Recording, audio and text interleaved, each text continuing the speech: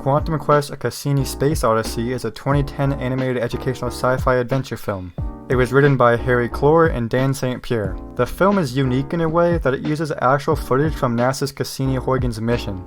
The voice cast members include names like Chris Pine, Amanda Peet, Samuel L. Jackson, James Earl Jones, Sandra Oh, Robert Picardo, Brent Spiner, Mark Hamill, Jason Alexander, Tom Kenny, Neil Armstrong, and many more. Despite the amount of effort put into its production, the film has never been released or been shown up until recently, and only a few trailers had surfaced. The plot of Quantum Quest revolves around a photon named Dave who refuses to grow up and leave the sun. This all changes when the Void threatens to destroy the sun and all photons. The best of the sun's forces are then chosen to fight the Void, so Dave must embark on a journey across the solar system to save his fellow photons. In late 2010, the film was shown in IMAX theaters across Asia, and from January to June 2011, it was on display at the Kentucky Science Center. The film has never been released on home video either digitally or physically. While there have been claims that the film was available on Netflix in 2015, this has not been confirmed, and only a few trailers for the movie could be found as of 2020. Spencer Worth Davis began a podcast series called Finding Quantum Quest in late 2021 in an attempt to track down the film.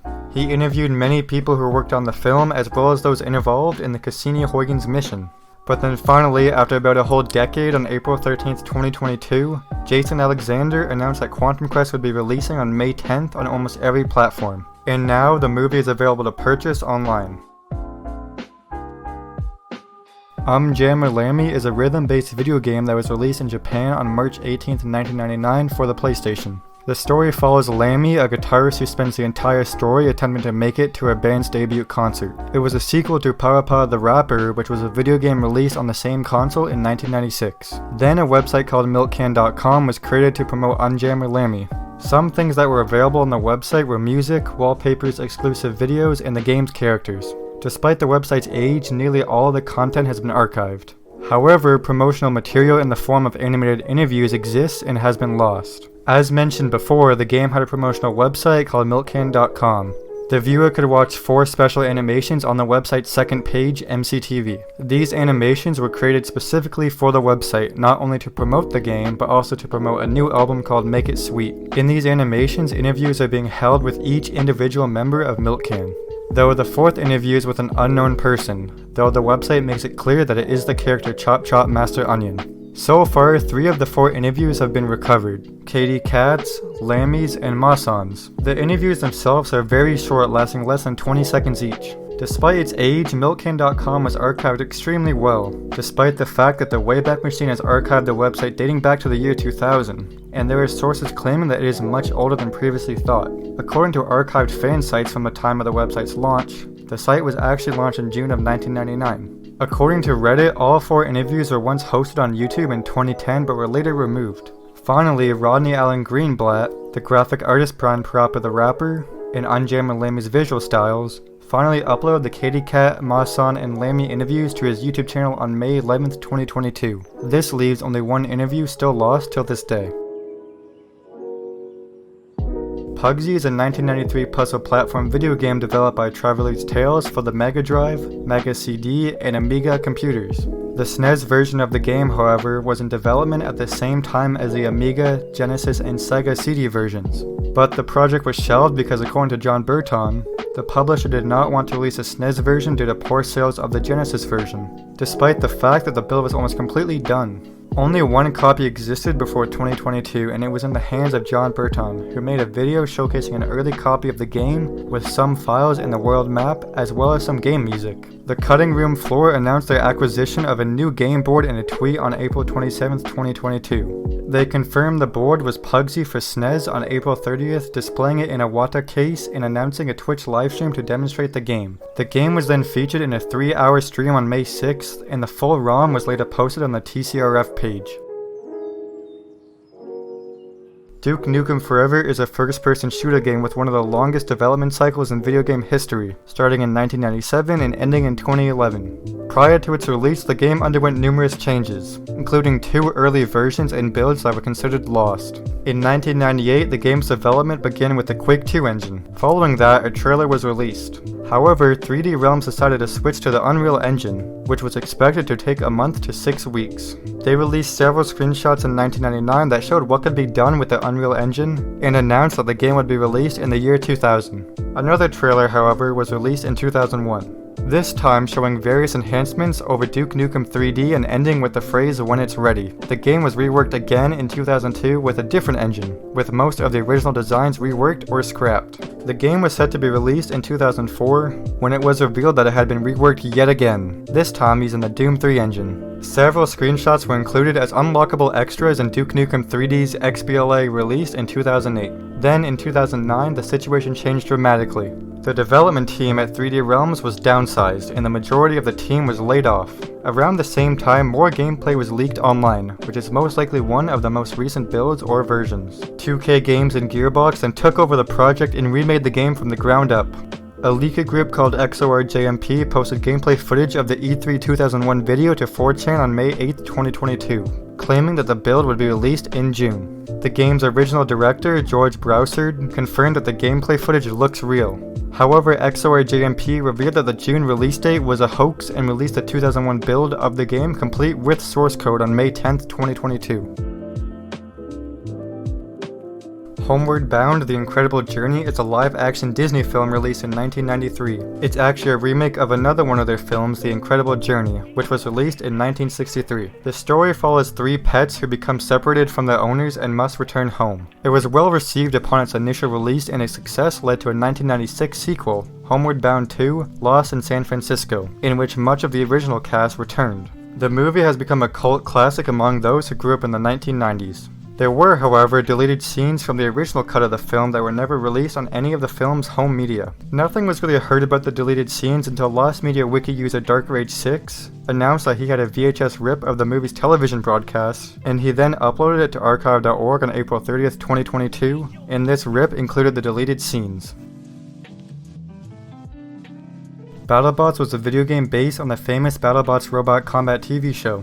Prior to its cancellation, it was developed by Warthog Games and was set to be released by THQ in 2003 for the GameCube and PlayStation 2. THQ announced on November 19, 2001 that they had secured the rights to publish the Battlebots games. A game for the GameCube and PlayStation 2 had already begun development, with plans for future Xbox and PC games. THQ first showed off Battlebots at E3 2002.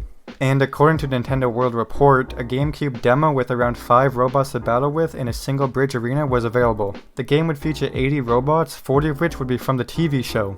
There were also basic and advanced control configurations as well as plans for a 4-player mode. Other details revealed by IGN included the addition of 20 arenas to the game and 3 different game modes. Simulation mode, which mimicked the TV show's tournament structure and arenas. Arcade mode, which allowed players to freely choose robots they created or from the show and compete in arenas with power-ups. And finally, multiplayer mode.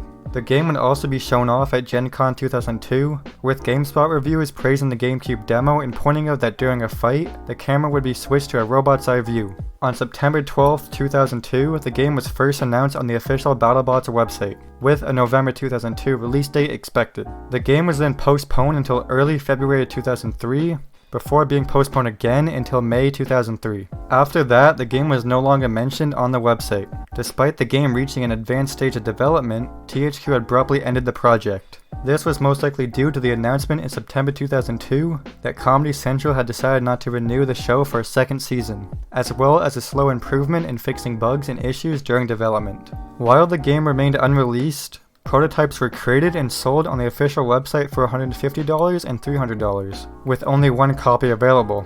Team Nightmare Combat Robots were able to play the GameCube version in May 2015, and a screenshot of the aftermath exists, showing hotel security catching them playing it on the hotel lobby TV. Despite these events, no public build of the game, whether in demo or finished form, has ever been released. A GameCube build of the game was also owned by YouTuber Gatorbox, but it was publicly never released due to a copyright dispute. Finally, Gatorbox uploaded a 2.5-hour gameplay video of the prototype 4 years later on Christmas Day 2021, showing off various parts of the game as well as some of the bugs that caused it to crash. Draco, the channel's host, stated that he has the prototype but is not at liberty or able to release it. However, he assured viewers that he had made multiple personal archives of it to prevent it from truly becoming lost.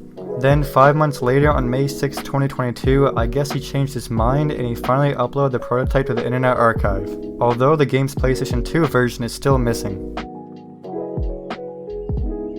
The 1982 Macy's Thanksgiving Day Parade was the 56th annual Macy's Thanksgiving Day Parade, which took place in New York City on November 25, 1982 and was broadcast live on NBC that same day.